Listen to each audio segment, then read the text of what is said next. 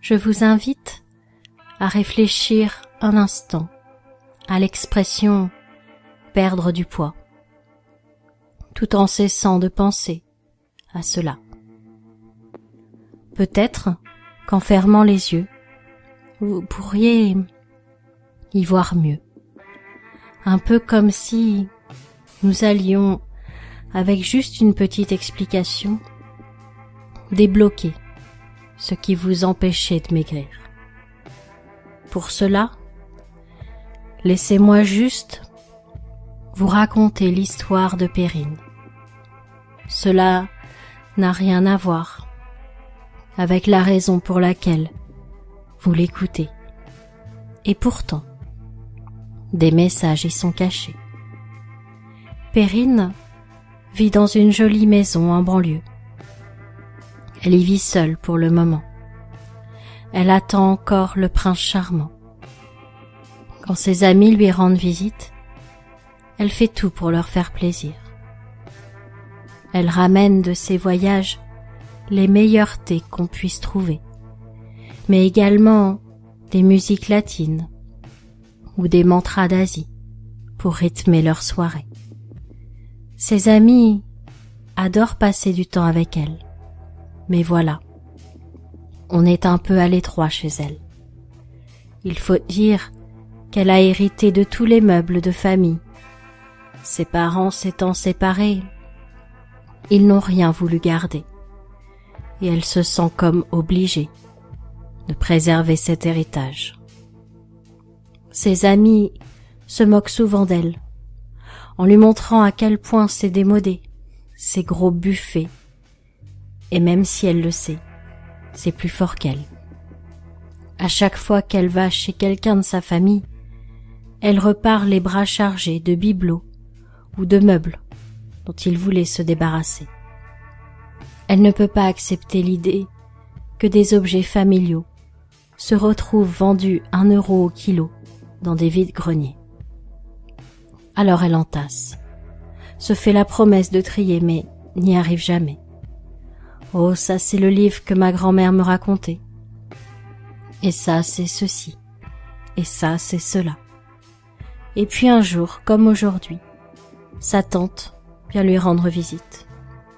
Cette dernière vient de lire un livre génial sur le minimalisme.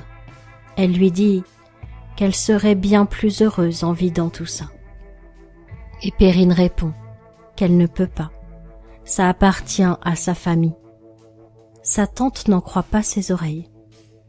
Tu veux dire que tu gardes des trucs pareils juste parce qu'ils ont appartenu à des membres de ta famille? Si tu veux, je te garde mes cotons-tiges utilisés pour les collectionner. Non mais tu n'es pas sérieuse.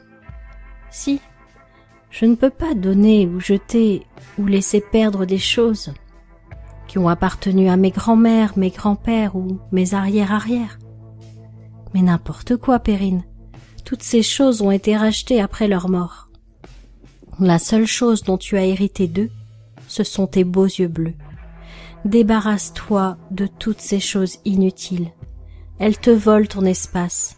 Elles t'étouffent. Tu veux dire que ces meubles étaient à des étrangers? Oui. Dissocie-les de toute valeur sentimentale. Ils ne valent rien. Tu verras, c'est beaucoup plus facile de se débarrasser de choses étrangères à soi pour faire de la place. Le lendemain, Perrine invita ses amis pour l'aider à emporter tout ce qui l'encombrait à une œuvre de charité. Perrine récupéra beaucoup d'espace pour elle. Elle installa même un hamac dans son salon pour prendre du temps, de se poser, de lire ses livres préférés. Je crois qu'elle avait compris que toutes ces années, elle s'était empêchée de se débarrasser de toutes ces choses, pensant qu'elles lui appartenaient.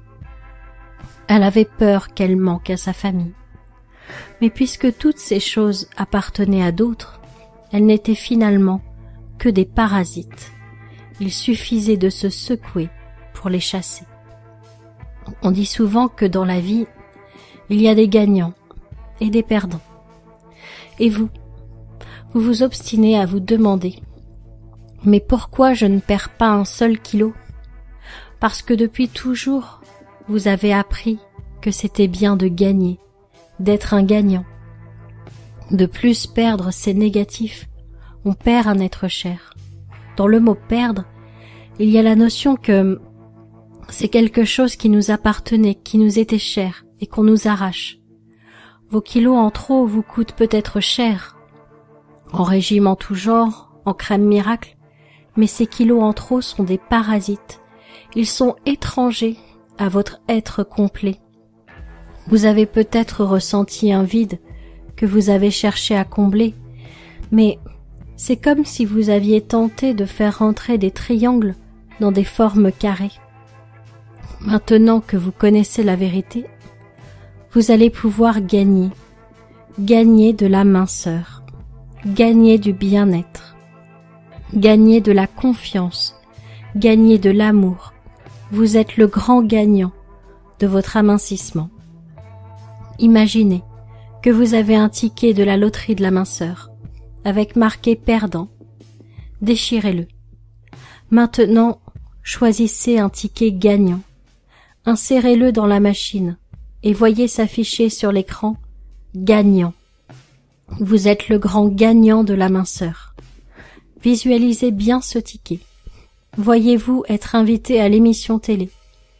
Et voici le grand gagnant de la minceur de ce soir, c'est... Votre nom et votre prénom sont prononcés. C'est vous le grand gagnant. À partir de maintenant, à chaque fois que vous aurez faim, vous penserez au ticket gagnant de la minceur, et vous saurez résister à la faim jusqu'à ce qu'il soit l'heure. L'image du ticket gagnant reviendra autant de fois qu'il faut dans la journée, pour que la réussite de l'amincissement soit bien ancrée. Vous allez atteindre votre poids idéal de santé, parce que vous êtes le grand gagnant, et tous les kilos parasites, étrangers, peuvent maintenant s'en aller. Bravo à vous, vous êtes le grand gagnant de la minceur.